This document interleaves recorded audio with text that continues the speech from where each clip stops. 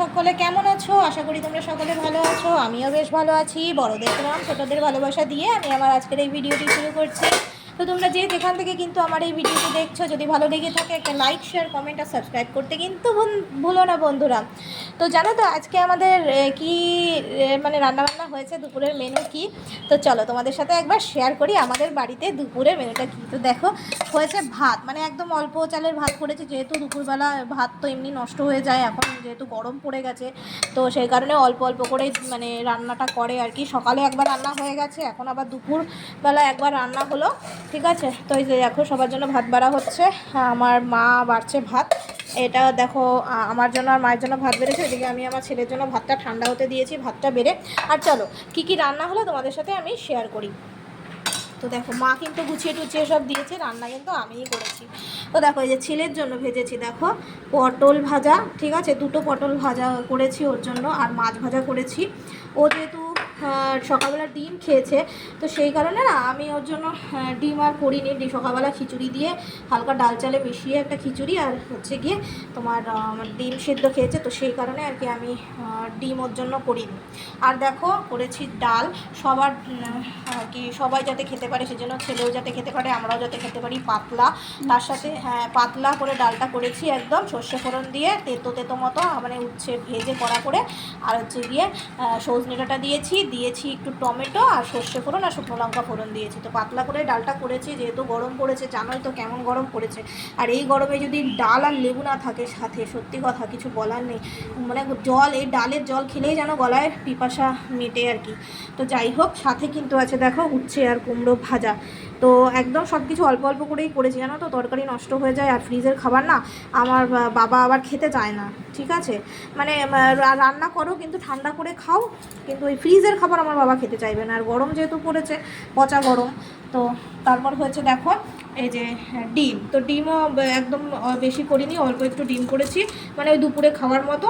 আর বাবার জন্য একটু তুলে রাখবো, তবে এটা ফ্রিজে রাখবো না, বাইরে রাখবো, যা হবে হবে, বলতে পারছি না। আর দেখো সব থেকে বড় জিনিস যেটা, সেটা হলো চিকেন। দেখো এই চিকেনটা আমার এক বান্ধবী, রিনা বলে আমার এক বান্ধবী আছে, তো ও আমাকে এই চিকেনটা আর কি কালকে রাতে রান্না করেছে, তো আজকে আমার জন্য নিয়ে এসছে। দেখেছো, আমি ওকে বলেছিলাম কি রে কী রান্না করছি, বলছে চিকেন। তাই আমি ঠিক আছে তাহলে পাবো তো, সত্যি সত্যিই যে ও আনবে আমার কথা চিন্তা করে আমি ভাবতেই পারিনি। থ্যাংক ইউ রিনা, অনেক অনেক ধন্যবাদ তোকে, ঠিক আছে।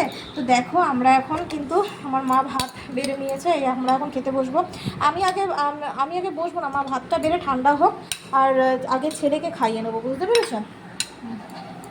তো দেখো এই যে ভাত বেড়ে দিচ্ছে, বাবা কেমন গরম বলো।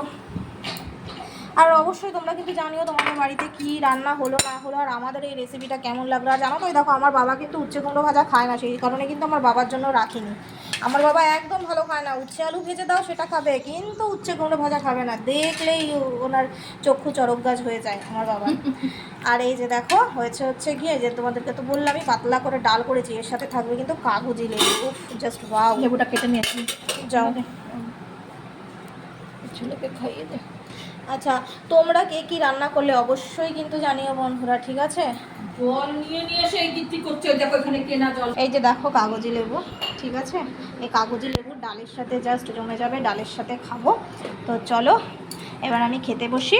তো তোমাদের বাড়িতে দুপুরের মেনুতে তোমরা কে কী খেলে অবশ্যই জানিও। আর আমাদের এই আজকের, আচ্ছা কী বার মা, আজকে বৃহস্পতিবার, তো আজকে আমাদের এই বৃহস্পতিবারের তোমাদের লাঞ্চ মেনুটা কেমন লাগলো অবশ্যই কিন্তু জানিও বন্ধুরা কমেন্টে। তো চলো টাটা বাই।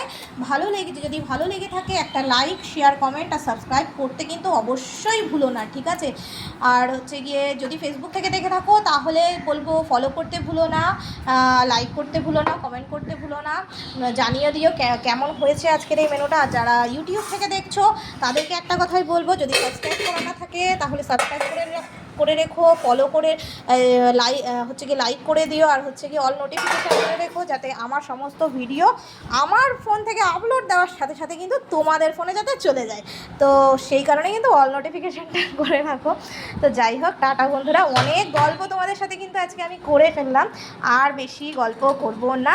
তো সকলে কিন্তু ভালো থেকো, সুস্থ থেকো, আর আমাকে একটু ভালোবাসা দিও বন্ধুরা, তোমাদের ভালোবাসা ছাড়া কিন্তু আমি কিছুতেই এগোতে পারবো না। তো চলো টাটা।